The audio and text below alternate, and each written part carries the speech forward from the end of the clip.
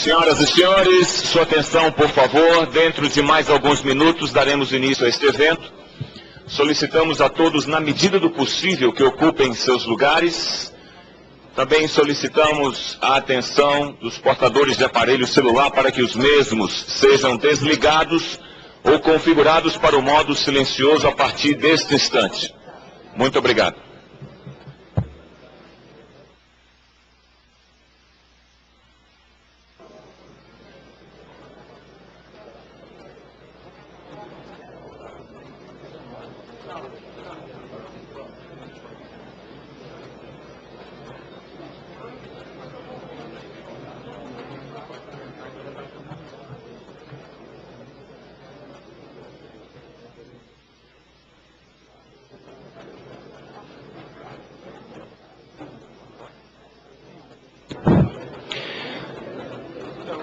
Autoridades civis, militares e diplomáticas, imprensa, estudantes, senhoras e senhores, boa tarde. Tem início, neste momento, a cerimônia de abertura do Seminário Estratégias de Defesa Nacional, uma realização da Comissão de Relações Exteriores e de Defesa Nacional da Câmara dos Deputados e o Instituto de Pesquisa Econômica Aplicada, IPEA. Senhoras e senhores, neste momento, abrindo os atos protocolares desta cerimônia, são convidados a compor a mesa de abertura a senhora presidente da Comissão de Relações Exteriores e de Defesa Nacional da Câmara dos Deputados, deputada Perpétua Almeida.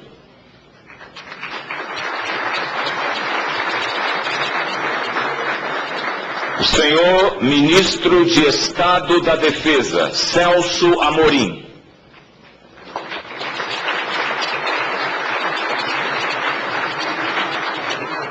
O senhor Ministro de Estado da Secretaria de Assuntos Estratégicos da Presidência da República, Moreira Franco.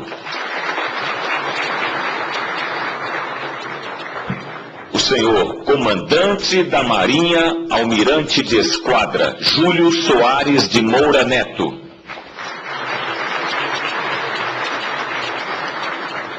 O senhor Comandante do Exército, General Enzo Martins Peri.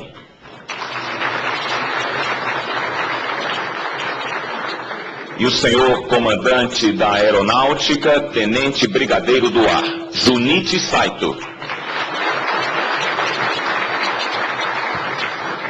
Senhoras e senhores, composta a mesa de honra, convidamos os demais presentes a se colocarem em posição de respeito para o canto do hino nacional.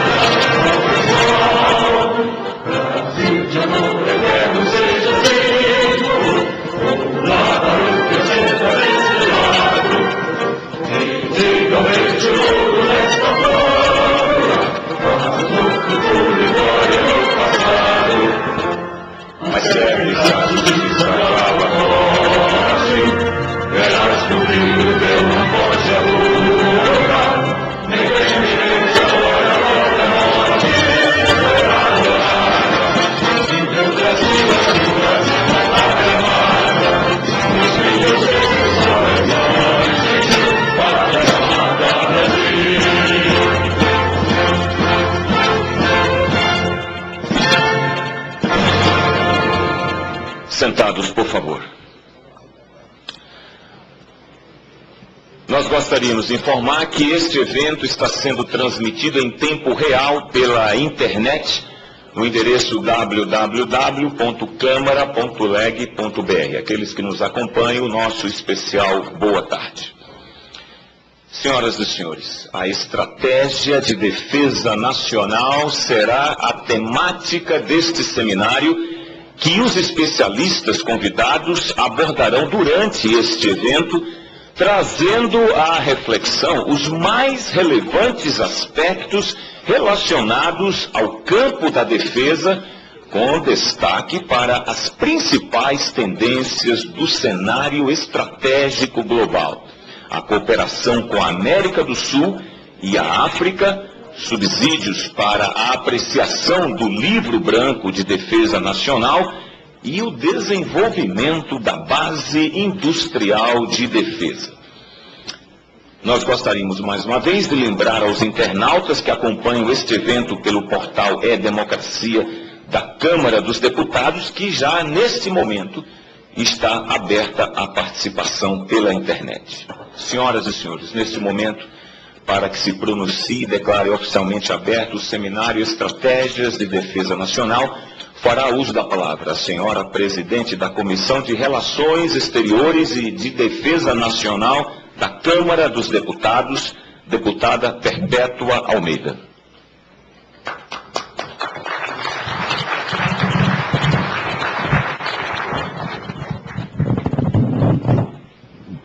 Boa tarde, senhoras e senhores. Excelentíssimo senhor Ministro de Estado da Defesa, embaixador Celso Amorim, excelentíssimo senhor Ministro de Estado, chefe da Secretaria Especial de Assuntos Estratégicos, senhor Moreira Franco, excelentíssimos senhores comandantes das nossas 3 forças de defesa nacional, os nossos militares, senhores membros do Corpo Diplomático Estrangeiro aqui presente, senhoras e senhores representantes da sociedade civil, representantes das empresas brasileiras e estrangeiras do setor defesa, a maioria delas inclusive parceiras deste seminário, senhoras e senhores jornalistas, acadêmicos e universitários aqui presentes. Gostaria de saudar ainda de forma especial o presidente da nossa frente parlamentar aqui presente, deputado Zaratini, estendendo nesta saudação a minha gratidão a todos os que conceberam e tornaram possível este grande seminário, em especial a toda a equipe do IPEA, que tem garantido parceria imprescindível nos trabalhos da nossa comissão, em especial também um agradecimento à dedicação de todos os servidores da Casa, especialmente da nossa Comissão de Relações Exteriores. Senhoras e senhores, ao assumirmos a presidência da Comissão de Relações Exteriores e de Defesa Nacional da Câmara dos Deputados, no início deste ano, aprovamos um plano de trabalho que, dentre outras iniciativas, apontava para a realização de 2 grandes eventos, no sentido de reunir os principais formuladores, executores e especialistas dos 2 campos temáticos das 2 áreas de responsabilidade desta comissão: as relações exteriores e a defesa nacional. Estes seminários foram propostos com o objetivo de atualizar a visão do Parlamento brasileiro a respeito desses 2 grandes eixos estratégicos para a configuração e concretização do Projeto Nacional de Desenvolvimento do Brasil. Assim, no último mês de setembro, realizamos o seminário Política Externa Brasileira em um Mundo em Transição, com enorme participação de estudiosos do governo, da academia e da sociedade, pois é grande o número de cidadãos interessados nesta questão, que vem ganhando relevo na pauta estratégica brasileira, sobretudo após o reconhecimento do protagonismo exercido pelo Brasil no mundo.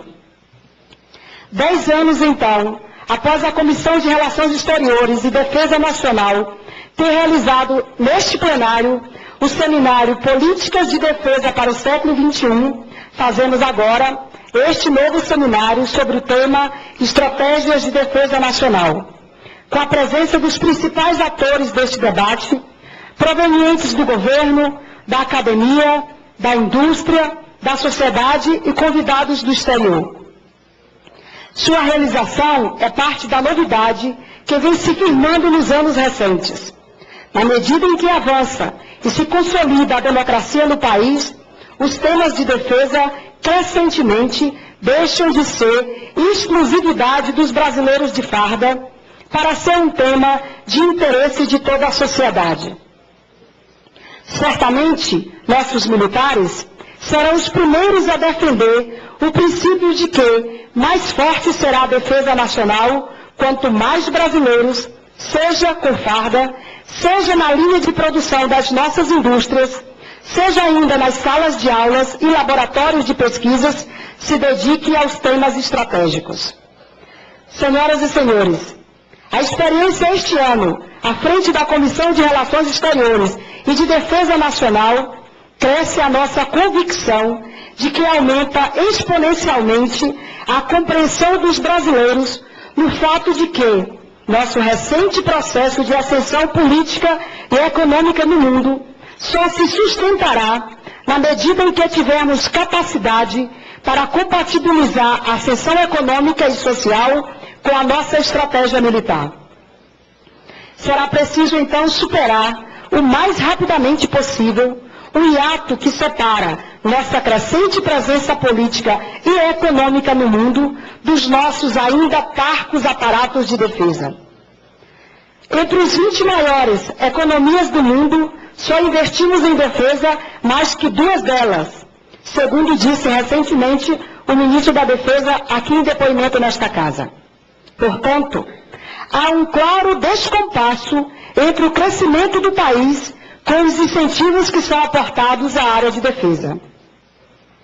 Assim, consideramos que um conjunto de ações e iniciativas ocorridas no último período, que inclui inclusive a realização deste seminário, bem como o recente envio dos 3 documentos que esboçam o que podemos chamar de nossa grande estratégia, o Livro Branco de Defesa Nacional, a Política Nacional de Defesa e a Estratégia Nacional de Defesa, terão sucesso na medida em que contribuírem na tomada de decisões de vulto que resultem na compreensão deste Parlamento e da sociedade brasileira no sentido da superação do tal mencionado hiato. Precisamos, então, dar passos ainda mais largos para reaparelhar nossas Forças Armadas, a partir de um programa que tenha coerência com a atual orientação estratégica brasileira de forte poder de dissuasão em relação aos que ousem ameaçar a soberania, as riquezas e a integridade da nossa nação, que garanta também volume de investimentos compatível com a necessidade de acelerar a aproximação da estatura estratégico-militar em relação à estatura política e econômica do Brasil no mundo, e ainda que sinalize com as indústrias do setor de defesa, no sentido de que vale a pena investir em pesquisa e inovação, pois desta forma as Forças Armadas terão como adquirir equipamentos e tecnologias e está à altura dos grandes desafios que se impõem ao Brasil enquanto 6ª maior economia do mundo e detentor de invejadas reservas naturais. Neste sentido, é que quero propor e ao mesmo tempo anunciar, tendo em vista conversas previamente realizadas, que como consequência deste seminário, estamos criando um grupo de trabalho constituído amplamente por setores deste Parlamento, da sociedade, da academia e do empresariado nacional, com convite, é claro, para a participação do governo federal, para que proponham saídas amplamente consensuadas e que representem os interesses de Estado e do povo brasileiro, visando instituir fontes de recursos ou regras estáveis e compatíveis para o financiamento dos grandes projetos estratégicos das Forças Armadas. Projetos estes que aqui serão anunciados, estimados em mais de 400 bilhões de reais em 20 anos, o que acarretará positivamente até o ano de 2030 em 60 mil novos empregos diretos e 240 mil empregos indiretos. Alçamos assim as indústrias brasileiras em 15º lugar no ranking das grandes players mundiais da área de defesa.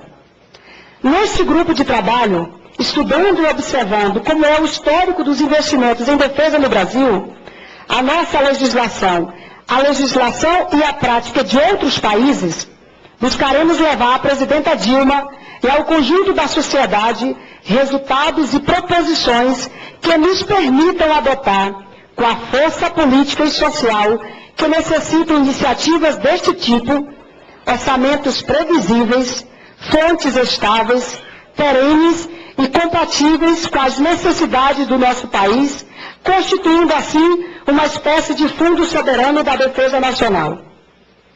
Este grupo de trabalho será parte de outra iniciativa legislativa relevante tomada no âmbito do nosso mandato à frente da comissão, que foi a criação da subcomissão de acompanhamento dos projetos estratégicos das Forças Armadas, presidida por mim e constituída pelos relatores setoriais da Marinha, o deputado Hugo Napoleão, do Exército, o deputado Virtor Paulo, e da Aeronáutica, deputado Leonardo Gadelha. Somam-se estas iniciativas à já também sucedida Frente Parlamentar Nacional da Defesa, constituída amplamente nesta Casa e presidida pelo nosso deputado Carlos Aratini. Senhoras e senhores, este seminário, esta comissão e, de modo geral, acredito que o Congresso Nacional congratulam-se com a presidenta Dilma e com o ministro Celso Amorim pelo envio das 3 peças mencionadas, o Livro Branco, a Política Nacional e a Estratégia Nacional de Defesa, para apreciação, como diz a nossa legislação, por este Congresso Nacional. Com estes documentos, torna-se mais nítido, mais explícito e mais transparente a forma de como o Brasil vê o mundo, sob a ótica estratégico-militar, bem como demonstra para os amigos e para os não tão amigos assim, os meios que possuímos para defender a nossa soberania, as nossas riquezas e, sobretudo, a nossa integridade nacional. A forma como foi estruturado o presente seminário em si já permitirá extrair elementos para uma elaboração a ser encaminhada ao Executivo para nossa proposta referente aos documentos da Defesa Nacional. Gostaria de propor ainda mais 2 outras iniciativas. A primeira, é clara, já mencionada, é o grupo de trabalho sobre as fontes de recursos que financiarão a área da defesa. A segunda, já em andamento, é o da realização de uma comissão geral no plenário da Câmara dos Deputados, no início de 2013, com exposição do Livro Branco pelo ministro da Defesa, Celso Amorim, para que as representações partidárias na Casa, partidos políticos e sociedade civil se pronunciem em relação a esses documentos. A partir daí, como terceira iniciativa, será compor um documento amplamente consensual, ou pelo menos apoiado por ampla maioria, para que seja encaminhado ainda no primeiro semestre de 2013 ao Poder Executivo como expressão do pensamento deste Poder Legislativo com a contribuição da sociedade brasileira. Meus amigos, minhas amigas, para concluir estas palavras de abertura deste seminário, não poderia deixar de expressar brevemente a importância de outros 2 temas que o constituem. Primeiro, sobre a importância de uma estratégia de cooperação com o que chamamos de nosso entorno estratégico, a América do Sul e a África, incluindo entre eles, não como fator de divisão, mas de unidade, o Atlântico Sul. A cooperação com a América do Sul, no âmbito do Conselho Sul-Americano de Defesa, que nestes dias realiza a reunião em Lima, deve ser basilar na geoestratégica brasileira. É a partir daí que iremos constituir, como costuma dizer o ministro Celso Amorim, uma estratégia de dissuasão para fora e cooperação para dentro. Por fim, mas não menos importante, inclusive porque será a primeira mesa deste seminário, após a conferência do ministro Celso Amorim, quero manifestar nossa preocupação com as repercussões para o Brasil das grandes tendências no cenário estratégico global. Para nossa lamentação, e dos brasileiros em geral, povo de índole pacífica e defensor da paz, como pressuposto para o curso do seu projeto nacional de desenvolvimento, observamos com preocupação que o mundo tende a ser cada vez mais instável e perigoso. Um exemplo forte e que se vislumbra como cenário provável num período próximo é a atual crise econômica nos países centrais, que tende a aguçar posições aventureiras e dissonantes em relação ao controle dos recursos estratégicos nos países em desenvolvimento. Os tambores de guerra não param sua melancólica e sanguinária toada. O último que se viu foram os 8 dias de criminosas chuvas de bombas sobre o povo palestino sitiado em Gaza e que vitimou quase 200 de pessoas, incluindo crianças, em imagens que voltaram a chocar o mundo. Como um chamado e exortação à paz no Oriente Médio e em todos os quadrantes do mundo, sentimento que tenho certeza expressa a opinião do povo brasileiro, declaro aberto o presente seminário Estratégias de Defesa Nacional. Muito obrigada.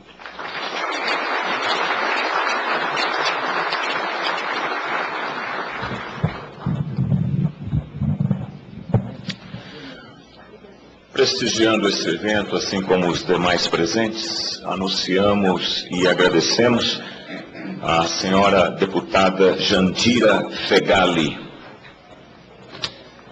Neste momento, para um pronunciamento de saudação aos presentes, fará uso da palavra o senhor ministro de Estado da Secretaria de Assuntos Estratégicos da Presidência da República, Moreira Franco.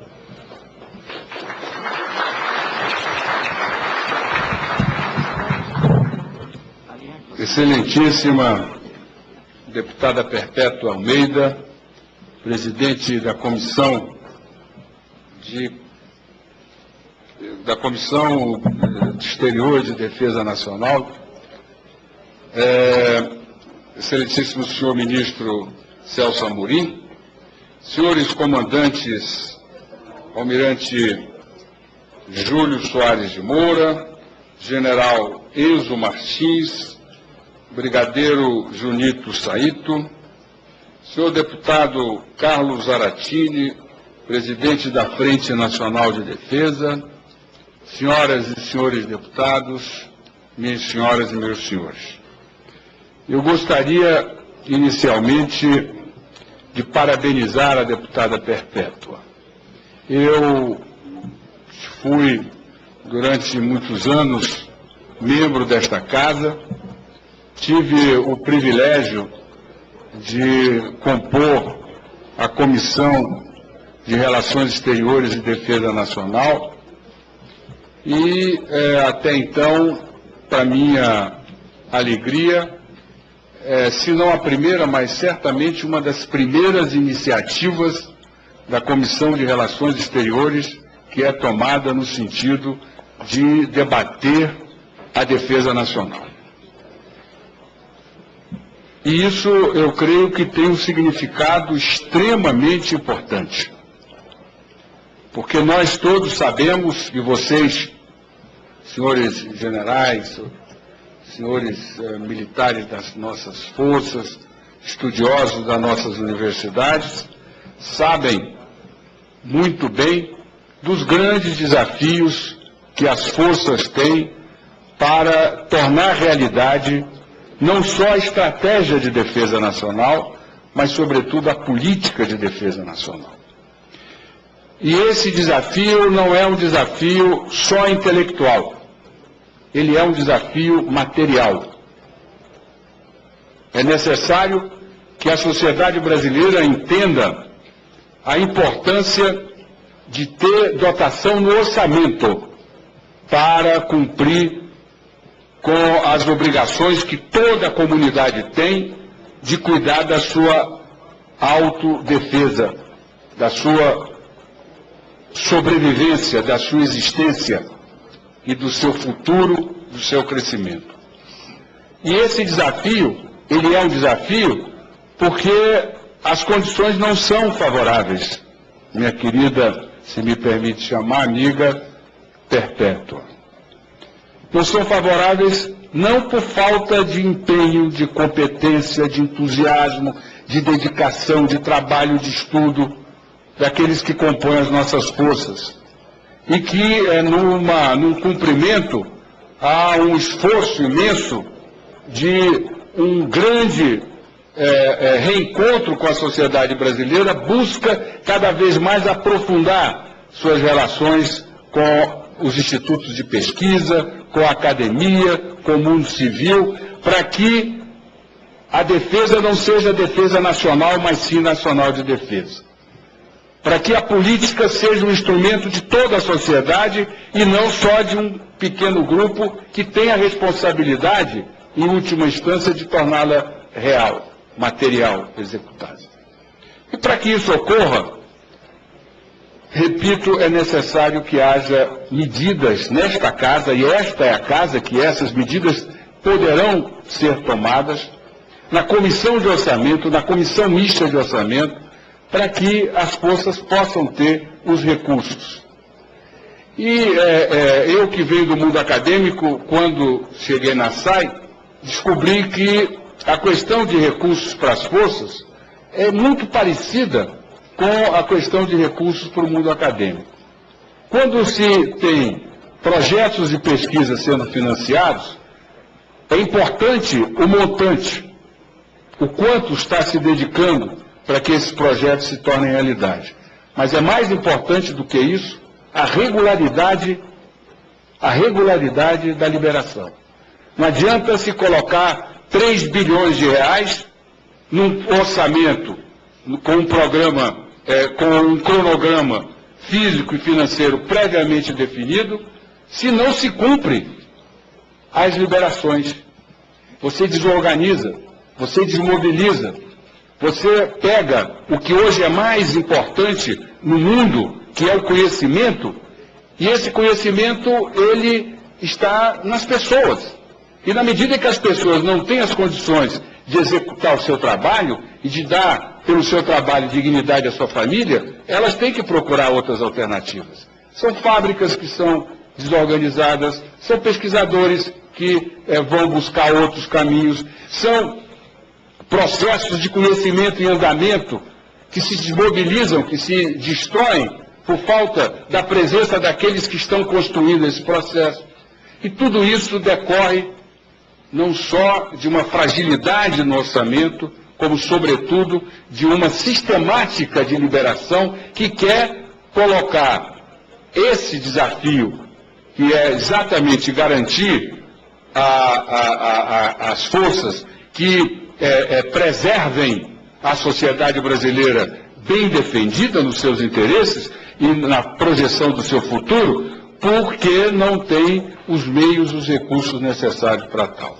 Então, eu não tenho dúvida que essa é uma iniciativa, por ser aqui na Câmara, por ser nesta casa, é extremamente alvissareira e nos enche a todos de esperança. Sobretudo a SAI, que contribuiu bastante junto ao Ministério da Defesa e às forças para que nós tivéssemos não só a Estratégia Nacional de Defesa, a Política Nacional de Defesa e o Livro Branco, e acha a SAI que esse movimento, o movimento de nós termos nesta casa uma atitude mais enérgica dos parlamentares no sentido de garantir os recursos financeiros no orçamento para que os programas das forças sejam executados, e essa, repito, iniciativa abre uma janela imensa. Como também pela qualidade dos expositores, não só militares, mas civis, que terão a oportunidade nesses 2 dias de colocar em luz para que os deputados possam refletir, e é importante que os deputados entendam a necessidade da relevância da garantia da defesa e dos recursos para que isso ocorra, porque os deputados, eles são o mais importante e o privilegiado elo de comunicação com a sociedade. Se a sociedade brasileira não tiver consciência de que o dinheiro colocado para que as forças possam executar os seus programas é um dinheiro que se justifica, que é ampla e importantemente fundamental para a sobrevivência do país como nação, nós jamais teremos nesta casa uma atitude agressiva, permanente, presente dos parlamentares, defendendo na comissão de orçamento os recursos necessários para que as 3 forças possam cumprir com suas obrigações. Daí a segunda importância desse seminário, é que traz não só militares, traz civis, para discutir questões que são exatamente aquelas que deverão chegar ao cidadão brasileiro, ao contribuinte brasileiro, para que ele possa avaliar de maneira muito mais concreta que é importante o dinheiro para os programas sociais. É importante o dinheiro para garantir a ampliação do mercado de consumo. É importante que se tenha os recursos necessários para dar substância aos instrumentos de política econômica que permitam alcançar o objetivo que a presidenta Dilma tem expresso reiteradamente, de termos uma sociedade com uma classe média sólida, que seja capaz de nos sustentar como nação. Mas é importante também que todo esse esforço tenha, ao mesmo lado, os recursos necessários para que as forças possam garantir a defesa desse patrimônio, que é a sociedade brasileira. São coisas que não se comparam, porque elas correm paralelamente. Uma é indispensável à outra. Nós não seremos nunca uma sociedade respeitada e, por isso, dando tranquilidade ao cidadão de construir o nosso crescimento, se nós não tivermos as condições de nos defender. E daí eu deixo um desafio, que para mim, que tenho tido nesses 2 anos de experiência, um contato maior com essa questão tão importante e que, infelizmente, não fazia parte das minhas inquietações acadêmicas nem intelectuais, que é a questão da defesa nacional, eu me pergunto sempre se, para facilitar esse trabalho de compreensão da sociedade brasileira, para que nós pudéssemos, nesta casa que eu conheço tão bem, termos parlamentares mais engajados nessa luta, com metas e objetivos bem definidos, se não está na hora de nós começarmos de maneira, preservando os nossos valores de paz, de cordialidade, de tranquilidade,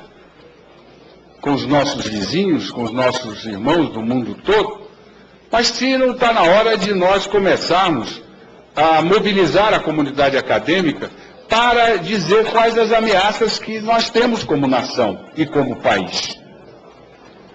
Se nós colocamos como objeto da nossa produção a definição de uma política nacional de defesa, e uma estratégia para realizar essa política nacional de defesa, nós nos defendemos de alguma coisa. Nós nos defendemos de alguém. Nós nos defendemos de ameaças que são analisáveis, são palpáveis, são verificáveis. Cada um de nós, como cidadão, temos as nossas ameaças no nosso dia a dia, e nós nos defendemos dela e nos organizamos para nos defender dela, E quando temos consciência de quais são essas ameaças, nós mobilizamos muito mais recursos materiais, recursos intelectuais, recursos familiares, recursos comunitários, para evitar que elas se transformem em realidade. Eu creio que a sociedade brasileira já está suficiente madura para poder debater sobre as ameaças que ela tem.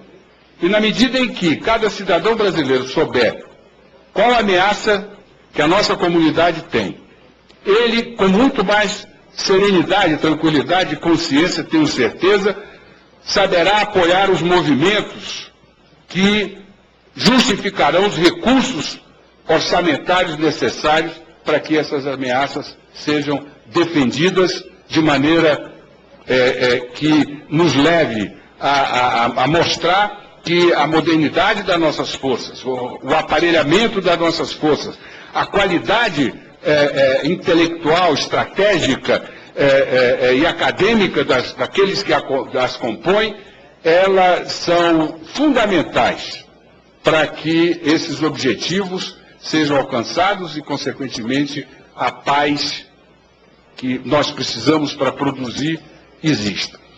Por isso, eu não tenho dúvida que, com mentes tão brilhantes como essas que participarão desse seminário, também nessa área, nós vamos dar um passo, porque vamos, certamente, ao final, colocar uma luz sobre essa reflexão, que é a consciência e a clareza presente em cada cidadão brasileiro de qual ameaça nós temos que nos precaver.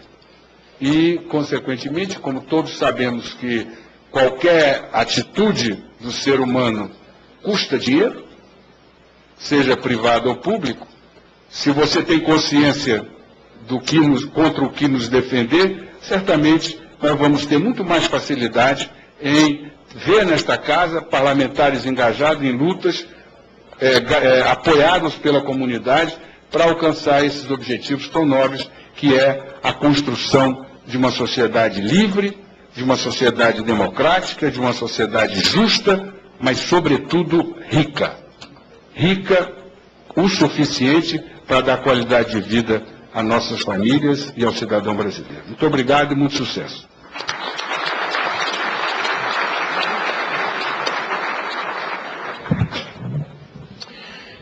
Senhoras e senhores presentes neste recinto, prestigiando a cerimônia de abertura deste seminário, registramos e agradecemos as presenças do senhor deputado Leonardo Gadelha e da senhora deputada Jô Moraes. Concluído o pronunciamento do senhor ministro de Estado da Secretaria de Assuntos Estratégicos da Presidência da República, neste momento, anunciamos a conferência de abertura do evento sobre o tema Defesa Nacional e Pensamento Estratégico Brasileiro, a ser proferida pelo senhor Ministro de Estado da Defesa, Celso Amorim.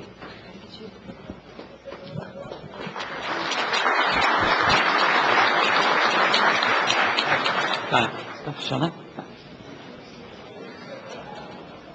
Excelentíssima Senhora Presidenta da Comissão de Relações Exteriores e Defesa Nacional, minha amiga, deputada federal Perpétua Almeida, excelentíssimo senhor Ministro do Estado, chefe da Secretaria de Assuntos Estratégicos da Presidência da República, Wellington Moreira Franco, excelentíssimo senhor Comandante da Marinha, Almirante de Esquadra Júlio Soares Moura Neto, excelentíssimo senhor Comandante do Exército, General de Exército Enzo Martins Peri, excelentíssimo senhor Comandante da Aeronáutica, Tenente Brigadeiro do Ar Junite Saito, senhores deputados Zaratini, João Moraes, Leonardo Gadelha, senhora embaixadora Vera Machado, excelentíssimos senhores oficiais generais da Marinha, Exército e Aeronáutica, membros do corpo diplomático, senhores oficiais, acadêmicos, jornalistas, senhoras e senhores.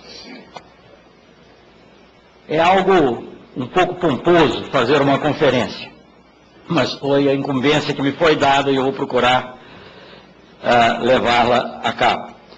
Mas, inicialmente, eu não posso deixar de me referir às palavras inspiradoras da nossa presidenta, Perpétua Almeida, até porque os pontos de vista por ela expressos são também esposados por nós em grande medida. E é um motivo de alegria ver que o Executivo e o Legislativo estão falando com uma voz, não diria única, porque nem é bom que seja única, mas com vozes semelhantes, não dissonantes, sobre tema de tal importância. Também quero rapidamente me referir às palavras eloquentes e experientes do ministro e deputado Moreira Franco, que focalizou de maneira muito apropriada várias questões, mas entre elas a questão da defesa e do orçamento. Eu me referirei a isso ao longo da conferência, mas não queria deixar de fazer uma breve menção à maneira apropriada e adequada como isso foi lembrado aqui. Porque, como eu tenho dito mais de uma vez, e creio que esse evento de hoje ilustra esse fato, a defesa não é um problema do Ministério da Defesa, nem do governo, nem só do Estado. É um problema da sociedade como um todo. Então, saber quanto nós podemos despender em defesa é uma questão para a sociedade. O governo não pode tomar decisões que não estejam amparadas no sentimento social. Eu não vou me estender sobre isso, porque creio que o ministro Moreira Franco, de maneira muito adequada, mencionou essa questão. Passo, então, a minha conferência. Quero dizer da minha satisfação em retornar à Câmara dos Deputados para participar de um seminário sobre a defesa do Brasil. Em fevereiro, recebi o honroso convite para fazer a abertura de um seminário sobre política industrial e tecnológica na área de defesa, promovido pela Frente Parlamentar de Defesa Nacional. Em março e abril, compareci a audiências públicas no Senado e, em julho, em ato com o presidente do Congresso Nacional, o senador José Sarney, ao qual estava presente também a deputada Perpétua, entreguei à apreciação do Congresso o Livro Branco de Defesa Nacional e as novas versões da Política e da Estratégia Nacional de Defesa. Agora, graças à iniciativa da Comissão de Relações Exteriores e Defesa Nacional, tenho a oportunidade de debater aqui assuntos centrais para o pensamento estratégico, como o atual cenário global, o entorno geoestratégico brasileiro, as relações da defesa com a sociedade e os desafios para o desenvolvimento da base industrial de defesa. Esse contato estreito e regular que tenho mantido com as duas casas do Congresso é um reflexo da importância que os temas de defesa alcançaram na agenda política e, de maneira mais ampla, na agenda da opinião pública.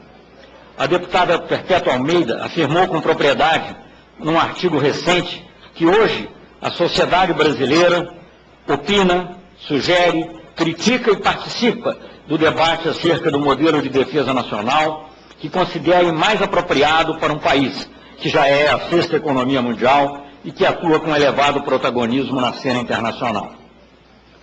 Fim da citação.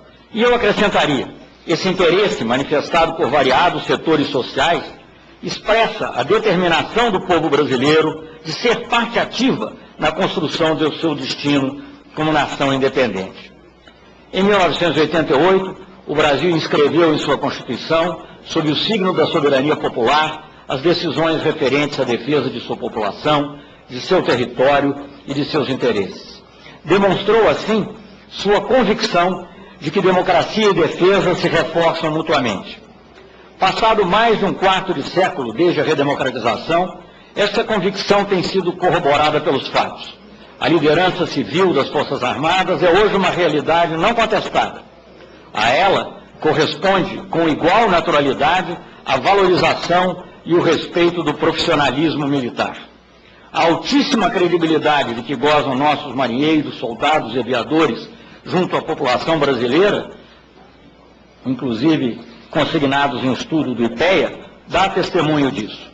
O crescente interesse público por assuntos militares não se confunde, portanto, com o militarismo de qualquer natureza. O envolvimento do conjunto da população no debate sobre as questões vitais da paz e da guerra é da essência da democracia. Segundo o famoso relato de Tucídides, A oração fúnebre pronunciada por Péricles aos atenienses no ano 430 a.C., enunciou a importância capital da tomada de decisões de forma democrática para a condução dos destinos da coletividade. Péricles assevera que seus concidadãos, mesmo abatidos pelas adversidades na guerra contra Esparta, têm o dever, e eu cito, de decidir as questões públicas por si mesmos, na crença de que não é o debate que é empecilho à ação, e sim o fato de não se estar esclarecido pelo debate antes de chegar a hora da ação. Fim da citação. Felizmente, as ações que nos cabe tomar hoje são bastante diversas daquelas que levariam a uma guerra geral e consumiriam a civilização grega. Vivemos em um tempo de paz e nos beneficiamos dele, mas as ações que decidirmos tomar para manter a paz e evitar a guerra devem, da mesma forma, ser amadurecidas pelo debate democrático. A compreensão clara das questões ligadas à nossa política de defesa resultará de um intercâmbio transparente entre governo e legislativo, entre Estado e sociedade. Com este propósito, em julho, o governo submeteu à apreciação do Congresso Nacional os 3 documentos que já foram aqui mencionados: as novas versões da Política Nacional de Defesa e da Estratégia Nacional de Defesa, bem como o Livro Branco de Defesa Nacional. Por meio deles, a sociedade está apta a conhecer, de forma ampla, as capacidades militares do país e os objetivos e desafios da defesa nacional. A política de defesa parte da constatação de que, e eu cito o documento, após longo período livre de conflitos que tenham afetado diretamente o território e a soberania nacional, a percepção das ameaças, que falava o ministro Moreira Franco, está desvanecida para muitos brasileiros. Fim da citação. Por isso, um dos seus propósitos, e cito aqui novamente o texto do documento, é conscientizar todos os segmentos da sociedade brasileira da importância da defesa do país e de que esta é um dever de todos os brasileiros. A Política Nacional de Defesa lastreia-se na Constituição Federal e alinha-se às diretrizes do governo, em particular as diretrizes da política externa brasileira, orientadas pela solução pacífica de controvérsias, pelo fortalecimento da paz e da segurança internacionais, pelo reforço do multilateralismo e pela integração sul-americana como parte indispensável da integração latino-americana e caribenha como um todo. A garantia da soberania, do patrimônio nacional e da integridade territorial é o mais alto objetivo nacional de defesa elencado pela política. A Estratégia Nacional de Defesa, por sua vez, estabelece as orientações e as formas de alcançar os objetivos de defesa, por meio de ações de médio e longo prazo. Um dos desafios que identifica é o fato de ser indispensável para as Forças Armadas de um país com as características do nosso, manter, em meio à paz, o impulso de se preparar para o combate e de cultivar, em prol desse preparo, o hábito da transformação. São palavras da própria estratégia. O primeiro eixo dessa transformação é a reorganização e reorientação das Forças Armadas, de modo a que estejam preparadas para desempenhar sua missão constitucional de defesa da pátria no contexto dos riscos e das ameaças do século XXI. Outro eixo é a organização da Indústria Nacional de Defesa, também aqui referida, orientada pelo preceito de que a política de defesa é indissociável da política de desenvolvimento. O documento da estratégia define 3 setores em que o país deve alcançar autonomia tecnológica, entre outros, o nuclear, o cibernético e o aeroespacial. Destaco o importante papel do Congresso Nacional na apreciação e implementação dessas e de outras ações previstas na estratégia. Governo e Legislativo deram juntos um grande passo com a Lei 12.598 de 2012, que marca um novo tempo para as indústrias estratégicas de defesa. Este exemplo é ilustrativo do fato de que a política de defesa é uma obra coletiva, que só pode ser bem-sucedida se mobilizar os agentes sociais e econômicos do país. Por sua vez, o Livro Branco divulga e detalha a visão geral do governo na área de defesa. É uma medida concreta que visa a sensibilização do público para a importância da defesa. Nas palavras da senhora Presidenta da República, no prefácio ao livro, este é um convite à reflexão e ao diálogo. Sua leitura indicará, sobretudo, que defesa e democracia formam um círculo virtuoso no novo Brasil que estamos construindo. Fim da citação. A publicação do livro branco, pioneira no Brasil, cumpre assim duplo propósito. De um lado, comunica com transparência à sociedade os objetivos traçados para sua defesa, bem como as carências que terão de ser superadas para sua realização. De outro, sinaliza as estratégias de preservação dos interesses brasileiros, de modo a manter os altos níveis de confiança junto a nossos parceiros no exterior. O livro branco é ele mesmo indicador da transformação do lugar ocupado pela defesa na agenda pública no Brasil e da transformação da própria defesa. A transparência é a dimensão fundamental dessa transformação, reforçada pelas medidas práticas para dar plena vigência à Lei de Acesso à Informação no âmbito do Ministério da Defesa. Ao mesmo tempo em que aproxima a população dos assuntos militares, a transformação da defesa aproxima as Forças Armadas dos anseios da sociedade. É assim, com enorme satisfação, que registro hoje aqui, nesse foro, a promoção da primeira mulher ao posto de oficial-general das Forças Armadas Brasileiras, a contra-almirante Dalva Maria Carvalho Mendes, e quero cumprimentar a Marinha do Brasil por esse ato. Suas novíssimas platinas dão um brilho especial às muitas conquistas que as mulheres brasileiras vêm obtendo em nossa sociedade. O pensamento estratégico brasileiro neste século será desenhado nessa paisagem democrática. Não será obra de um único autor, seja ele uma pessoa, um grupo social ou um partido político.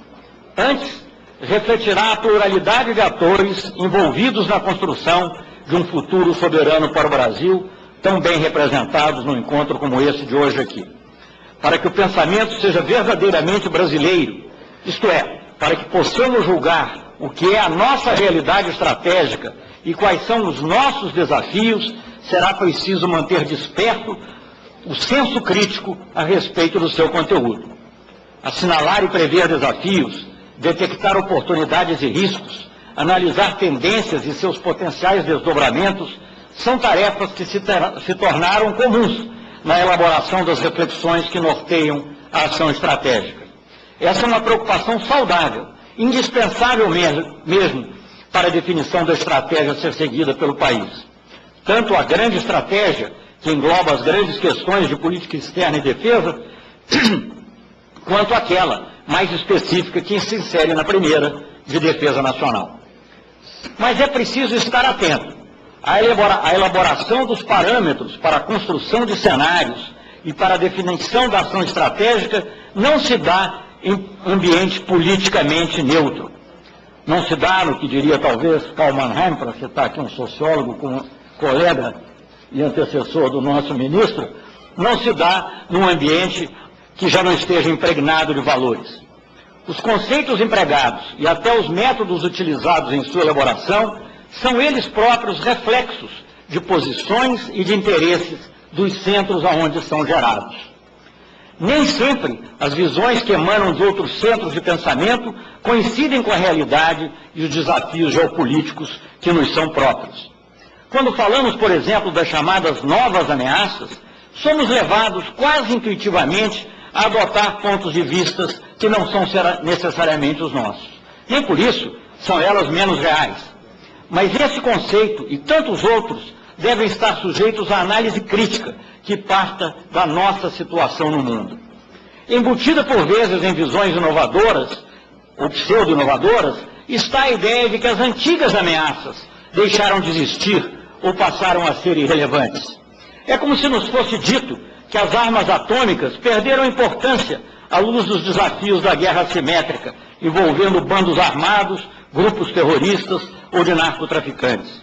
É claro que os que sublinham a prevalência desse cenário são geralmente justamente os possuidores daquelas armas temíveis, capazes de incalculável destruição, ou então seus aliados mais próximos. A velha ameaça das guerras atômicas, sim, está aí. Das armas atômicas, sim, está aí, ainda que o fim da Guerra Fria e da bipolaridade tenha tornado o seu uso menos provável ou menos iminente. E a simetria embutida em uma visão que privilegia a não proliferação das armas atômicas em relação ao desarmamento não é menos ameaçadora hoje do que foi no passado. Da mesma forma, raramente se nota, com a devida atenção, uma nova forma de assimetria, responsável em grande parte pela facilitação do recurso à Força Armada, que consiste na capacidade de causar dano ao inimigo com um mínimo de risco humano, ao menos imediatamente, para o país que ataca. Zonas de exclusão aérea que se transformam em verdadeiras guerras para mudança de regime e ataques supostamente cirúrgicos com veículos aéreos não tripulados a pessoas ou grupos, mas que acabam atingindo civis inocentes, são parte dessa nova assimetria, que por enquanto tem merecido pouca atenção dos analistas. O que quero dizer é que já na definição dos conceitos básicos e dos métodos de análise que organizarão nosso pensamento estratégico, não podemos perder de vista o nosso lugar no mundo, não só onde estamos, mas de onde viemos e para onde queremos ir. A discussão dessas condicionantes do pensamento sobre defesa não pode estar completa sem uma indagação sobre as implicações das várias transições em curso na ordem global, das implicações dessas transições para a defesa do Brasil. Há pouca dúvida entre os que se dedicam a esses temas que está em curso uma verdadeira redistribuição do poder mundial. Costuma-se dar a esse processo, de alcance ainda desconhecido, o nome de multipolaridade, por oposição não só à ordem bipolar vigente na Guerra Fria, mas também à ilusão de que após o fim desta, a dinâmica das relações internacionais seria pautada exclusivamente pelos interesses da única superpotência remanescente. É preciso reconhecer neste ponto que a concentração de poder, especialmente militar, ainda é uma realidade inegável e fonte de desestabilização no sistema internacional. Mas a persistência de áreas ou setores onde aquilo que em outra ocasião chamei de desequilíbrio unipolar ainda predomina, não impediu que se processassem, desde o começo da década de 90, portanto, logo em seguida a queda do Muro de Berlim, alterações expressivas na ordem global. A Europa e o Japão, sobretudo do ponto de vista econômico, já se figuravam como polos contrastantes à concentração hegemônica de poder. Não é insignificante o fato de que tenha sido uma nação europeia, a França, que tenha sido a primeira a enfatizar a multipolaridade como princípio organizador da ordem mundial. Rússia e China sempre trataram de deixar claro que não aceitariam complacentemente uma unipolaridade político-militar, ainda que revestida de contornos normativos mais brandos. Isso ficou claro nas discussões iniciadas nos anos 90 e que tomaria forma nas décadas seguintes, com a oposição aos sistemas de defesa antimísseis, a chamada Guerra nas Estrelas, que neutralizasse o efeito dissuasório das armas nucleares e dos mísseis balísticos intercontinentais. Associações de Estados também contribuíram para mitigar a preponderância de uma única potência. A maioria delas assumiu uma dimensão regional, com ênfase em aspectos econômicos, mas com indiscutíveis implicações políticas. A União Europeia, em que pese as dificuldades do momento, assinaladas aqui pela nossa presidenta, é talvez o exemplo mais notável dessas associações. Mesmo aqui, na América do Sul, demos passos importantes, com a preservação, sempre difícil, do Mercosul e a criação da Unasul. Em 2003, um fato novo ocorreu. 3 grandes países em desenvolvimento e democráticos do Sul, a Índia, o Brasil e a África do Sul, juntavam-se em um foro de diálogo, o IBAS, voltado para a busca de soluções a desafios internos e externos semelhantes. 3 anos mais tarde, em 2006, começaria a tomar forma outro grupo político, que aos 3 países do IBAS associaria China e Rússia. IBAS e BRICS tornaram-se símbolos, ainda talvez embrionários, das novas perspectivas abertas pela incipiente multipolaridade. Muitos fatores contribuíram para a projeção internacional do Brasil, que hoje nem os espíritos mais céticos ousam negar. Somos uma democracia consolidada, que foi capaz de conjugar estabilidade macroeconômica e crescimento. Realizamos inclusão social em larga escala, segundo um modelo que tem servido de inspiração a muitos outros países. Pusemos em marcha políticas que retiraram dezenas de milhões de pessoas da pobreza, e alçamos a 6ª posição entre as maiores economias do mundo. O fortalecimento do papel do Brasil no mundo suscita reflexão sobre o tipo de ordem global mais conducente à nossa segurança e à nossa prosperidade. Desde logo, cumpre recordar uma valiosa advertência constante da política nacional de defesa. E cito: é imprudente imaginar que um país com o potencial do Brasil não enfrente antagonismos ao perseguir seus legítimos interesses. Fim da citação. Torna-se imperioso considerar cenários em que se acirre o antagonismo externo à realização do nosso imenso potencial político, econômico e cultural. Vislumbra-se aqui com nitidez a razão pela qual, mesmo um país pacífico como o nosso, deve respaldar sua estatura internacional com capacidades adequadas de defesa. Conhecemos, por experiência histórica recente, os riscos que acompanham a organização das relações internacionais em ordem unipolar ou bipolar. Trabalhamos, portanto, para o fortalecimento da multipolaridade, que, em tese, reduz as vulnerabilidades e aumenta as margens de liberdade para a ação externa do Brasil. Há indícios de uma desconcentração do poder mundial que conduziria a essa multipolaridade, mas tal desconcentração não se tem feito acompanhar, ou se tem feito acompanhar de maneira insuficiente, da observância das regras universais ou multilaterais de conduta inscrita na Carta da ONU. Por outro lado, nada garante que essa desconcentração vá ocorrer de forma pacífica.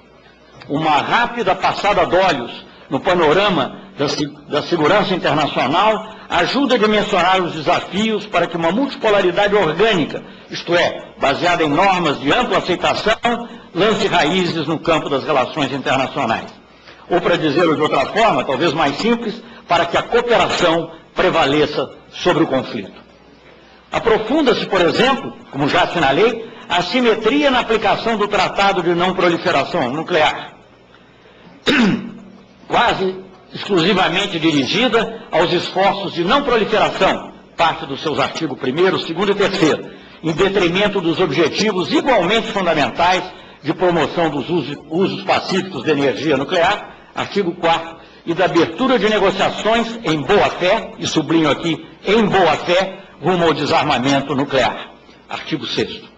Quando lançamos vistas sobre o órgão com responsabilidade primária pela manutenção da paz e da segurança internacionais, o Conselho de Segurança da ONU, o panorama desses desequilíbrios se agrava ainda mais. A última década assistiu a mais uma situação em que ações armadas ocorreram à revelia da vontade do Conselho. A invasão do Iraque foi um caso patente. Há que se notar também a evidente extrapolação do mandato conferido por aquele órgão no caso da Líbia. O desrespeito às regras de conduta multilaterais determinadas pela Carta das Nações Unidas é uma fonte de instabilidade no sistema internacional, com implicações para a segurança do nosso país. Debilitada a âncora multilateral que disciplina o emprego da violência, o sistema internacional corre o risco de ver-se à deriva. Se o almirante me permite aqui uma imagem náutica. Não custa insistir, o Brasil beneficia-se da paz. Apenas um Conselho de Segurança reformado em seus métodos de trabalho e na composição de seus membros permanentes poderá lidar eficazmente com os desafios da segurança internacional. Disputas entre as grandes potências são e sempre serão parte integrante da realidade internacional. A possibilidade de que possam assumir a natureza de um conflito militar é que nos preocupa, e essa possibilidade não pode ser descartada. A escassez de alimentos e de energia, assim como a deterioração das condições ambientais ou a busca por recursos como a água doce ou a biodiversidade, podem constituir-se em pontos de fissura nas placas tectônicas da ordem global. Do nosso ponto de vista, esse quadro hipotético se agrava quando se leva em conta ser o Brasil dotado de abundantes reservas justamente desses recursos. Acompanhamos com atenção a evolução dos padrões de interação no espaço cibernético e nos preparamos para a defesa de nosso patrimônio contra ataques provenientes de variados tipos de atores. Certamente se pode dizer que um outro tipo de guerra, a guerra cibernética, já teve início, como evidenciado, entre outros fatores, pelo emprego de armamentos digitais ofensivos em conhecida operação de contraproliferação. Mais recentemente, uma revista francesa publicou que o mesmo vírus utilizado nessas operações de contraproliferação penetrou no gabinete do ex-primeiro-ministro francês Nicolas Sarkozy. Essa nova forma de conflito coloca desafios inéditos no plano da defesa. Por isso, temos procurado apoiar com intensidade e também com os recursos orçamentários que se fazem necessários o centro que se dedica a esse tema. Outras situações de desfecho igualmente incerto, como a ocorrência do narcotráfico associado ao terrorismo e à pirataria marítima, ou ainda as crescentes tensões em países da África Ocidental, como a Guiné-Bissau e o Mali, constituem motivo de preocupação. Além dos problemas intrínsecos dessas situações, existe o risco de trazerem-se para a região de nosso interesse estratégico, o Atlântico Sul, organizações militares, criadas com outros propósitos ou visando a outros inimigos ou adversários. Em todos esses casos, o Brasil busca ou buscará desempenhar o papel que lhe corresponde por meio dos instrumentos diplomáticos. Mas os riscos associados às novas ameaças ou à velha ameaça de ruptura da paz exigem, de parte do Brasil, medidas preventivas. Não me canso de dizer, ser país pacífico não é sinônimo de estar desarmado. A dissuasão é a estratégia primária da política de defesa. E defesa, volto a repetir, não se delega. O objetivo da política de defesa e da dissuasão é, por meio da posse de adequadas capacidades militares, evitar agressões ao patrimônio brasileiro ou ações que afetem, ainda que indiretamente, os interesses nacionais. O desenvolvimento da capacidade dissuasória orienta-se pelos preceitos da Estratégia Nacional de Defesa. Necessitamos de submarinos de propulsão convencional e nuclear e navios de superfície capazes de negar o uso de nossos mares a potenciais adversários. A Força Naval deve fortalecer sua capacidade de controle das águas marinhas e interiores e de projeção do poder. A criação de uma segunda esquadra e a previsão já agora da construção em estaleiro nacional do próximo navio aeródromo brasileiro, entre muitos outros, deverão ser vislumbrados no horizonte de nossa ação. Necessitamos de um exército com flexibilidade e elasticidade para cumprir com seus imperativos de monitoramento e controle e atuação e presença em todo o território nacional. Para isso serão necessários os melhores recursos humanos, amparados em sólida base logística, instrumentos de comando e controle e comunicação de ponta e modernos meios de mobilidade. A transformação da força terrestre estará pautada pela evolução da era industrial para a era do conhecimento. Necessitamos de meios adequados para exercer a vigilância e o controle do nosso espaço aéreo. Devemos realizar plenamente o nosso potencial aéreo estratégico.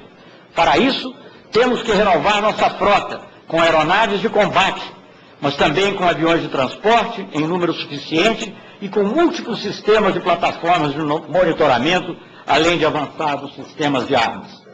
Um roteiro amplo dessas iniciativas de rearticulação e reorientação das Forças Armadas será fornecido pelo Plano de Articulação e Equipamento da Defesa, que nós lá no Ministério já chamamos com intimidade o PAED, que está ainda em fase de conclusão no nosso Ministério. Mas, até por demonstrar o nosso desejo de transparência, os delineamentos gerais do PAED, ainda que meramente indicativos, já constam do livro branco. A única coisa que eu advirto é que os valores que estão ali, existe uma nota dizendo isso, mas eu volto a advertir, os valores que estão ali são as necessidades identificadas. Evidentemente, isso depois terá que se traduzir por um processo lento e não simples, como sabem todos os presentes, em programas orçamentários. A avaliação das perspectivas de modernização e transformação é realizada pelos comandos militares, com a coordenação do Estado-Maior Conjunto das Forças Armadas, o ENCFA, órgão da estrutura do Ministério da Defesa. Além de desenvolver a doutrina de interoperabilidade entre as forças e conduzir exercício, como as operações Amazônia 2012, a que assisti há cerca de 2 ou 3 meses, e Atlântico 3, que assisti ainda, sobre o qual tive uma exposição ainda ontem, cabe ao ENCFA conduzir operações como a Ágata, que é uma operação de prevenção e repressão a ilícitos transfronteiriços, inserida no Plano Estratégico de Defesa estabelecido pela senhora Presidenta da República, Dilma Rousseff, em junho de 2011. O ENCFA tem aprofundado estudos relativos à recomposição das capacidades das nossas forças. E, para citar um exemplo, menciono a defesa antiaérea brasileira, carência sentida em todas as frentes da nossa defesa. O concurso do Congresso Nacional será imprescindível, como já foi, aliás, aqui amplamente assinalado, para a implementação dos projetos de incremento da capacidade dissuasória brasileira. No que se refere aos setores que a Estratégia Nacional define como essenciais, destaco a recente aprovação da Lei 12.706, que cria a Amazul, empresa responsável na Marinha pelos projetos da área nuclear. No mesmo sentido, saliento a importância do fortalecimento, aqui já mencionado, do Centro de Defesa Cibernético, que se situa no Exército. O apoio a projetos como o veículo lançador de microsatélites, parte do Plano Nacional de Atividades Espaciais, impulsiona as capacidades em comunicações e em sensoriamento remoto. Ou melhor, veículo lançador de satélites e microsatélites. Inclusive microsatélites. A variável-chave, como aliás foi também tão bem assinalado em todos esses projetos, é a previsibilidade e a continuidade dos recursos. Onde está envolvida a transferência de tecnologia estrangeira, por vezes é necessário, o desenvolvimento da apropriada capacidade de absorção, inclusive por parte do empresariado, mas também de instituições do governo, constitui fator decisivo. Nós falamos muito de transferência de tecnologia, mas ela não se dá por um passe de mágica. Boas cláusulas contratuais são indispensáveis, mas não são em si mesmas suficientes para que a decantada e desejada transferência de tecnologia realmente ocorra. Para isso, o reforço das instâncias governamentais e também empresariais que acompanham os grandes projetos do Ministério da Defesa é essencial. E destaco aqui o papel particular da Secretaria de Produtos de Defesa. A estratégia dissuasória se complementa com a estratégia de cooperação, sobretudo na América do Sul. Nas relações com nossos vizinhos, o interesse brasileiro é servido por medidas de apoio a outros países, que revertem em benefício para nós mesmos a médio e longo prazo. A incompreensão, por vezes, suscitadas por essa lógica da cooperação, não encontra amparo no pensamento do patrono da diplomacia brasileira. E eu me permito aqui citá-lo, não só como homenagem ao meu próprio passado e trabalho no Itamaraty, mas também ao culto que das nossas Forças Armadas prestam ao Barão do Rio Branco. Para os que não sabem, eu já citei isso algumas vezes, na Escola Superior de Guerra, encontramos à entrada o busto dos 3 patronos de cada uma das forças e também o busto do Barão do Rio Branco. E na Academia Militar das Agulhas Negras, para quem entra no salão nobre da biblioteca, vê-se de um lado, do lado direito, a figura do pacificador, do Duque de Caxias, e do lado esquerdo, a do Barão do Rio Branco. Então, não haveria talvez símbolo mais evidente da importância que nós atribuímos, todos nós da área de defesa, à diplomacia. Mas o próprio Barão não ignorava certas realidades. E há 103 anos advertia que o Brasil sempre havia suscitado na América, ele chamava de América Espanhola, hoje em dia teríamos que usar outro nome, grandes preconceitos e desconfianças, que pela nossa parte procuramos ir modificando, pela cordura e pela longanimidade. Fim da citação. Em outras palavras, o Barão advogava com lucidez de estadista uma atitude de bom senso e generosidade para com nossos vizinhos. Isso é especialmente válido na área da defesa. O Brasil, um dos países com maior número de vizinhos no mundo, mantém com todos eles uma paz centenária, podendo evitar com isso o dispêndio de recursos e energia em diferendos fronteiriços. E eu costumo dizer que quando se trata da América do Sul, a melhor dissuasão é a cooperação. O entorno estratégico do Brasil, foco prioritário da lógica da cooperação, é composto de um lado pela América do Sul, tocando a Antártica, e de outro pelo Atlântico Sul, estendendo-se até a orla ocidental da África. Na América do Sul, a colaboração em defesa assume formas bilaterais e multilaterais. Um exemplo recente, entre muitos que poderia citar, da cooperação bilateral, foi a doação de 4 helicópteros H-1H do Brasil para a Bolívia, devidamente autorizada pelo Congresso Nacional. Há muitos outros, mas cito esse. Reforçando a capacidade boliviana de combate à criminalidade e ao tráfico de drogas transfronteiriças, o Brasil não só ajudou ao nosso vizinho, mas atendeu ao seu próprio interesse de prevenir e reprimir os delitos na faixa lindeira. Cooperar com os nossos vizinhos não é, portanto, um gesto de altruísmo gratuito. É uma maneira de consolidar relações pacíficas e fortalecer nossa influência exercida de forma sempre respeitosa. No plano da cooperação multilateral regional, destaca-se o Conselho de Defesa Sul-Americano. Aliás, logo após essa minha fala, estarei embarcando para uma reunião do Conselho de Defesa em Lima, em seguida a essa apresentação. O CDS tem por objetivo prevenir crises, promover a transparência e criar confiança entre os Estados da América do Sul. Seu raio de ação envolve a deliberação sobre normas de conduta dos Estados da América do Sul em temas de segurança e iniciativas referentes à integração das cadeias produtivas de defesa na nossa região, na América do Sul. Assinalo uma iniciativa realizada recentemente no âmbito do CDS, a meu ver muito significativa, o curso avançado de defesa sul-americano, ministrado para funcionários civis e militares de defesa da América do Sul, na Escola Superior de Guerra, no Rio de Janeiro. Esse curso é parte da agenda do CDS para criar uma identidade de defesa na América do Sul. Uma identidade que, naturalmente, respeite a pluralidade de visões. Juntamente com outras iniciativas, como o Centro de Estudos Estratégicos de Defesa, que tem sede em Buenos Aires, o curso avançado de defesa aponta para a criação a médio prazo, de forma pragmática e flexível, na minha opinião até descentralizada, de um colégio sul-americano de defesa. A coordenação entre os países sul-americanos em todos os níveis da defesa terá implicações positivas para a segurança da região. Terá também efeito dissuasório, desencorajando possíveis ações hostis de atores extra-regionais. Na América do Sul, repito, a cooperação é a melhor dissuasão.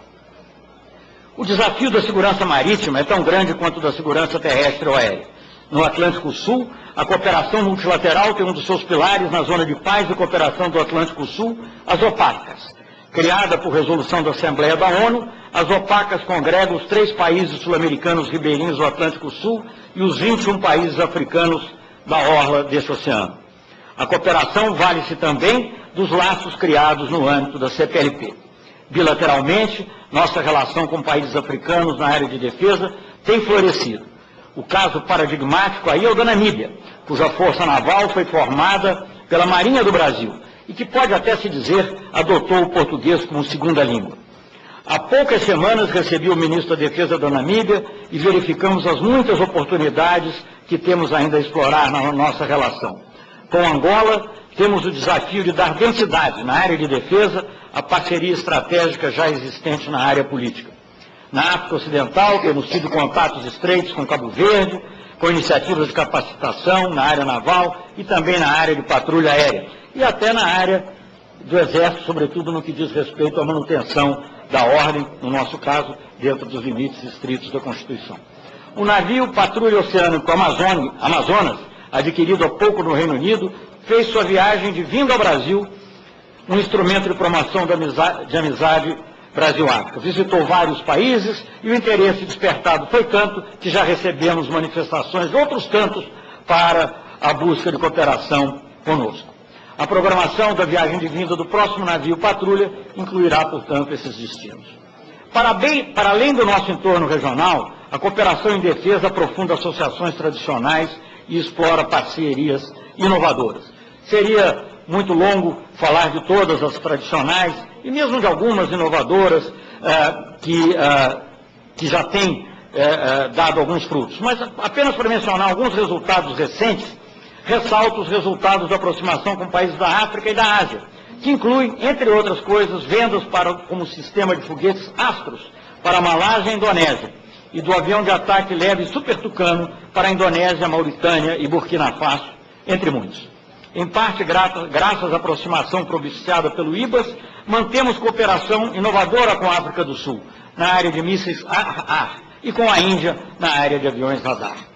Trilateralmente, esses países acabam de realizar mais um exercício conjunto entre marinhas, a manobra Ibsamar, que já começa a despertar a atenção e o interesse de outros países, inclusive grandes potências.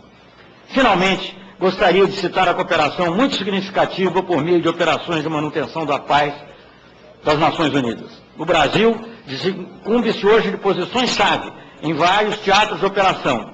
No Haiti, exerce o comando da MINUSTAH, para a qual contribui com cerca de 1.200 homens e mulheres do Exército, dos Fuzileiros, da Marinha, portanto, e da Aeronáutica. No Líbano, exerce o comando do contingente marítimo da UNIFIL, a cuja força-tarefa naval cedeu à fragata União. É ainda a União? Hoje é liberal. Não, hoje é liberal. De par com o fortalecimento de sua capacidade dissuasória, a ampliação da pauta de cooperação em defesa do Brasil contribui diretamente para a consecução dos objetivos maiores da política de defesa. País democrático que cresce economicamente e inclui socialmente, o Brasil elevou sua estatura internacional como uma força de paz. Mas há hoje crescente compreensão de que uma política externa independente necessita do respaldo de uma política de defesa robusta.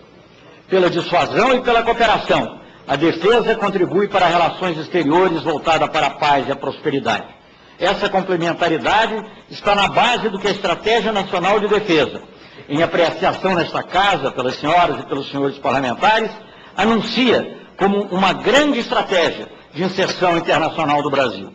Em um mundo que segue perigosamente distante dos princípios que devem reger a conduta dos Estados, é tempo de nos compenetrarmos das exigências estratégicas impostas pela nossa nova posição no mundo. Desculpem a extensão e muito obrigado.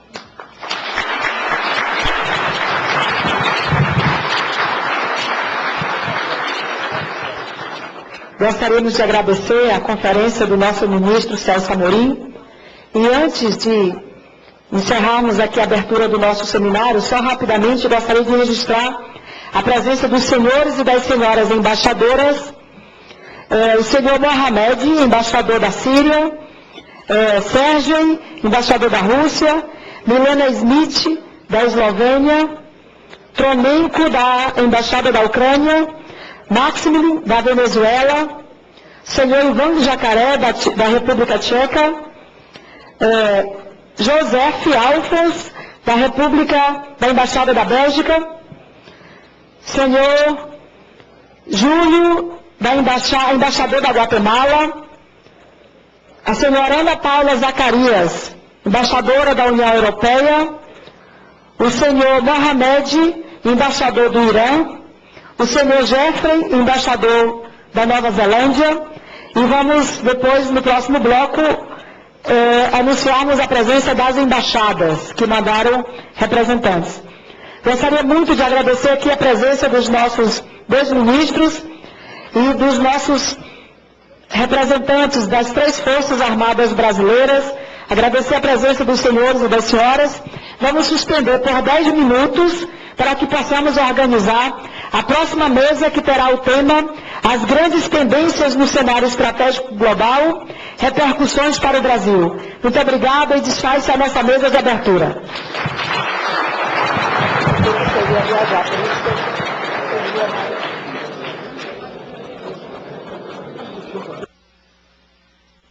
Normalmente,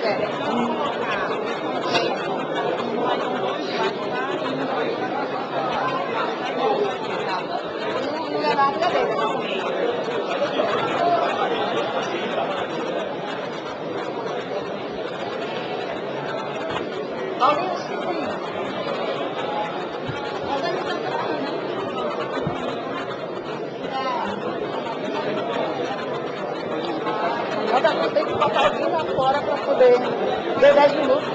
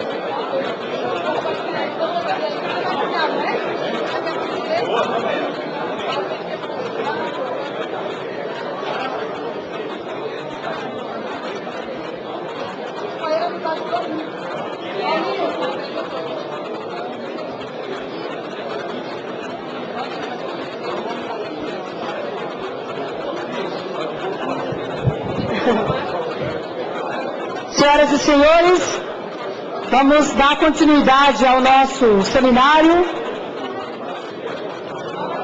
Pedir para que tomem assento. E claro, agora podem ocupar qualquer lugar no auditório.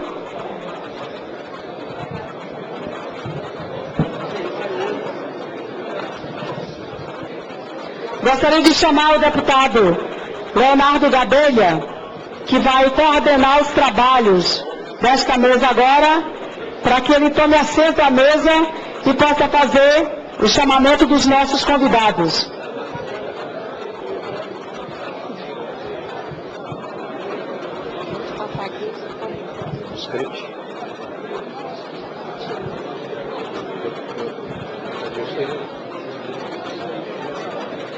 Ah, tá, ok.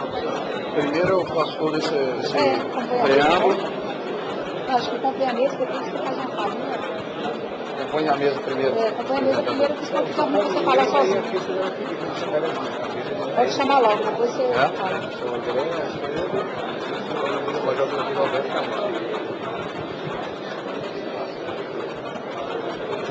Muito boa tarde a todos.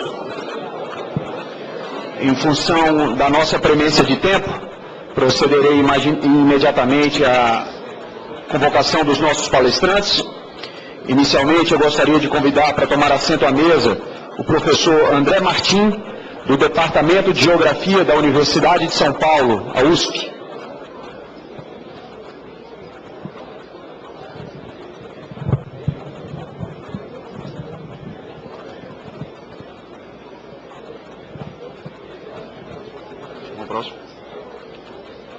Gostaria de convidar igualmente o professor Alfredo Halif Rami, diretor do Centro de Estudos Geoestratégicos da Universidade Autônoma Metropolitana do México e colunista do La Jornada.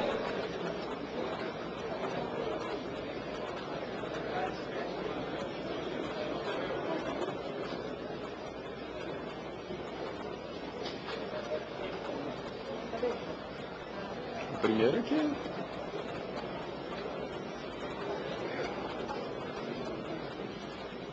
Hola, placer, encantado. Luego, otra vez, encantado. Por fim, gostaria de convidar para compor a mesa o Major Brigadeiro Roberto Cavalho, subchefe de Inteligência Estratégica do Ministério da Defesa.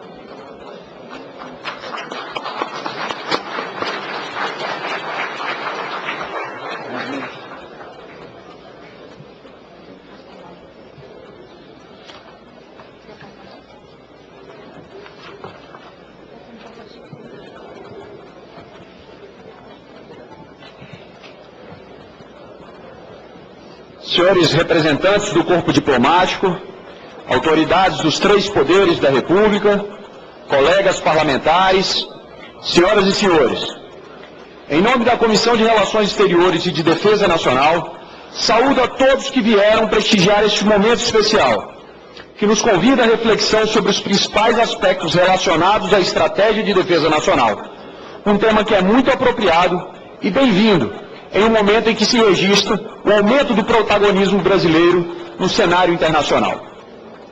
Aproveito esta oportunidade para destacar mais uma bem-sucedida parceria da Comissão de Relações Exteriores e Defesa Nacional com o Instituto de Pesquisa Econômica Aplicada, que, conjuntamente, nos brinda com este importante evento. Uma vez mais, eu gostaria de convidar o professor André Martim, do Departamento de Geografia da USP.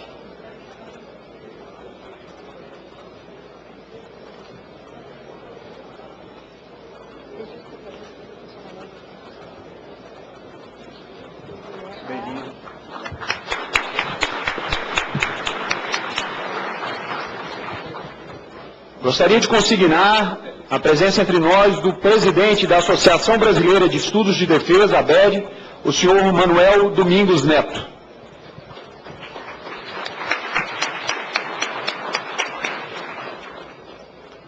Uma rápida explanação acerca do modus operandi do nosso encontro.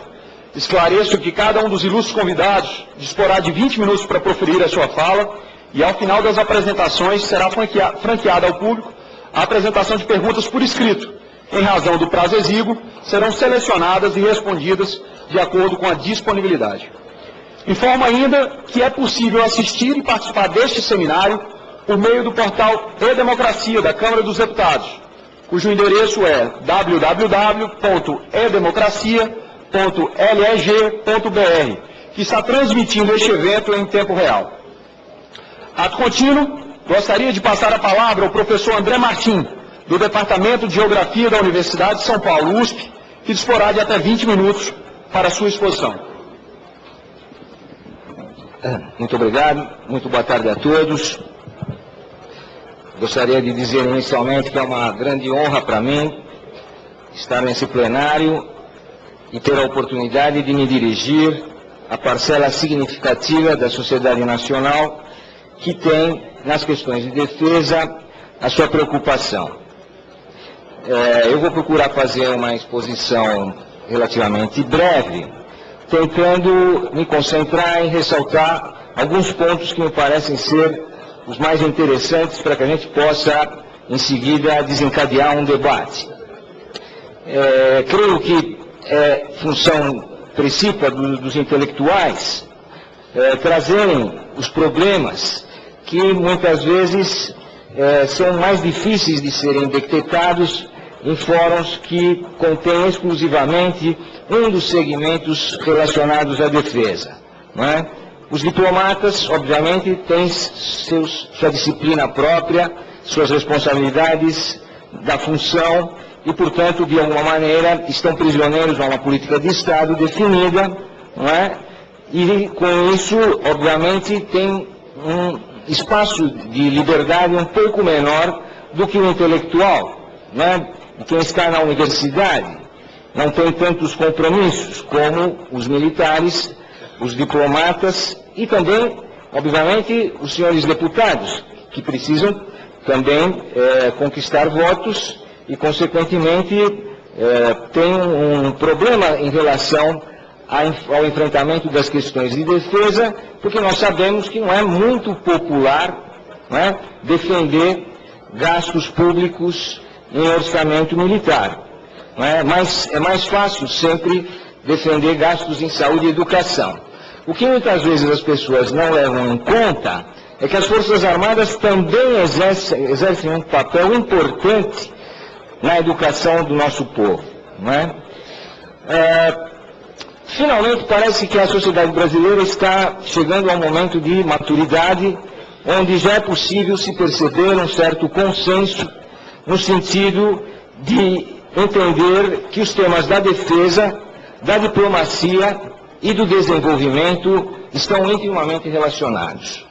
O ministro Celso Amorim já disse isso aqui, e de fato, no Laboratório de Geografia Política da USP, do qual eu faço parte, e vários alunos estão aqui presentes, nós temos uma reflexão específica, preocupação, notadamente com a geopolítica brasileira, e com a tentativa de renovar o pensamento geopolítico brasileiro, que parece que ficou estancado nos anos 70, né, com o pensamento goberiano dominante. Né.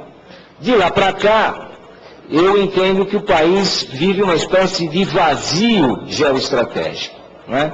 Nós tínhamos, com clareza, uma abordagem goberiana da geoestratégia, da geopolítica brasileira, do planejamento também, e depois disso a democracia trouxe certamente inovações importantes na abordagem dos temas da segurança. Hoje é possível, como já foi dito aqui, que essas questões sejam mais debatidas pela sociedade, né? No entanto, o Brasil ainda se ressente de uma série de debilidades, e um pouco é sobre elas que eu vou procurar concentrar a minha exposição, né?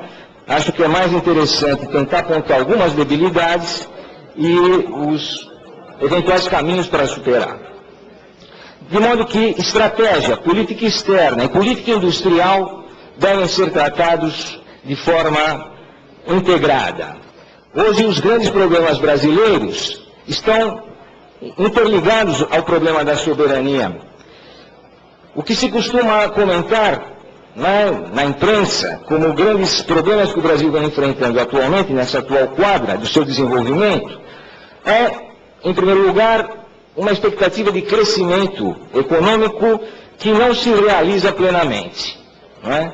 Então o PIB cresce, mas cresce menos do que gostaríamos, não é? Então PIB pequeno, crescimento pequeno do PIB é um problema.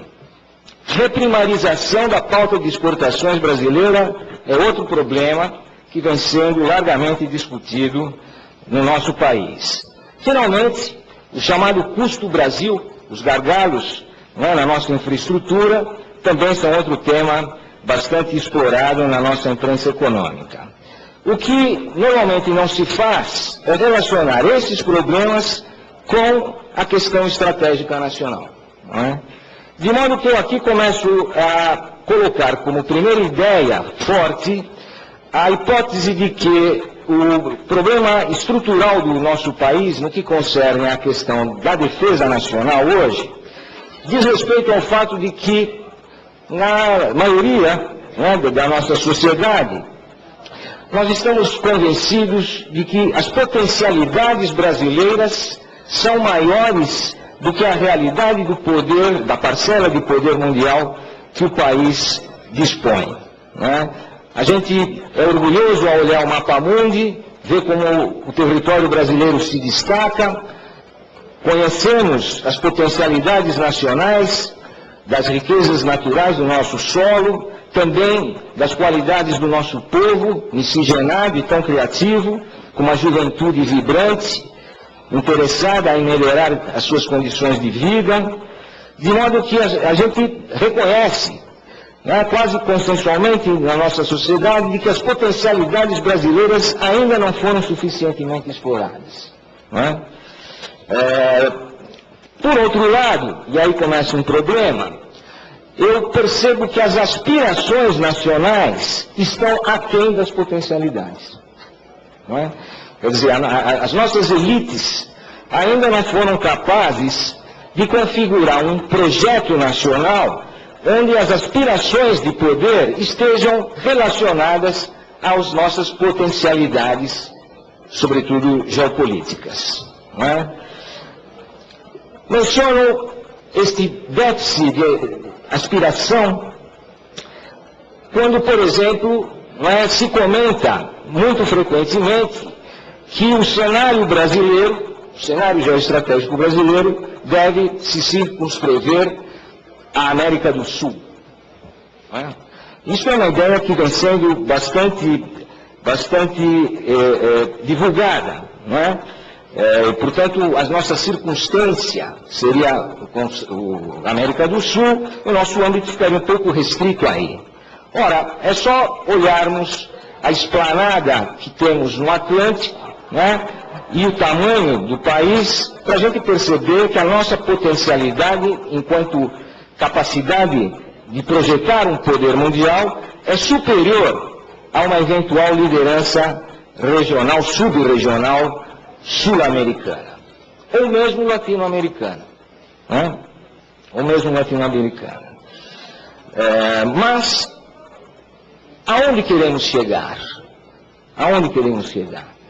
Entre o ranking das principais potências mundiais, qual é o lugar que o Brasil quer permanecer? Onde ele se sente mais à vontade? Lembro que o saudoso deputado Ulisses Guimarães dizia que o Brasil possuía a quarta geografia do mundo, mas estava longe de ser a quarta potência do mundo. Recordo que quando o regime de 64 chega ao poder e estabelece um projeto de desenvolvimento nacional de longo prazo, para retirar o Brasil de uma condição de subdesenvolvimento, e este projeto, com todos os problemas que nós sabemos que ele continha, ele retirou o Brasil da 48ª colocação em termos de PIBs mundiais, e quando se encerra o ciclo militar no Brasil, em 85, o Brasil estava na 7ª colocação enquanto PIB mundial. Depois veio a crise dos anos 80, a paralisia dos anos 90, e o país, depois do período Fernando Henrique, caiu para a 15ª colocação em termos de PIB. É inegável que houve uma recuperação e agora estamos na 6ª colocação. Mas aonde queremos chegar em termos de PIB? Aonde queremos chegar? É evidente que Estados Unidos e China estão muito à nossa frente. Não é o caso de os perseguirmos. Mas, no que concerne às outras nações, as outras potências, como Alemanha e Japão, bem, nesse caso, nós temos não apenas população superior a desses dois países, como ainda por cima, nós temos condições históricas muito favoráveis para justamente desenvolvermos o vetor militar, coisa que para alemães e japoneses, como todo mundo sabe, não é tão simples. Ora, eis, portanto, já uma primeira solução para um problema brasileiro, ou seja, projetar o nosso poder militar para além da nossa posição. Qual a posição do Brasil em termos de potência militar? Nos orgulhamos de ser o 6º PIB, mas em termos de poderio militar, onde estamos? Este é um ponto a se pensar. Ora, se eu estou correto, e as potencialidades brasileiras são maiores que as aspirações, a conclusão é a de que, por outro lado, as aspirações, ainda que tímidas, são superiores aos meios que o país dispõe para atingir essas aspirações. Vejam, no caso das aspirações, uma delas, no que concerne ao poder mundial, está bem estabelecida. O Brasil anseia se tornar uma potência com assento no Conselho de Segurança da ONU. Mas não dispõe de um plano claro para alcançar esse objetivo. A questão, por exemplo, de se vamos ou não desenvolver um aparato de dissuasão nuclear, todas as potências que têm assento no Conselho de Segurança são potências nucleares, é alguma coisa que, por exemplo, entrava esse debate.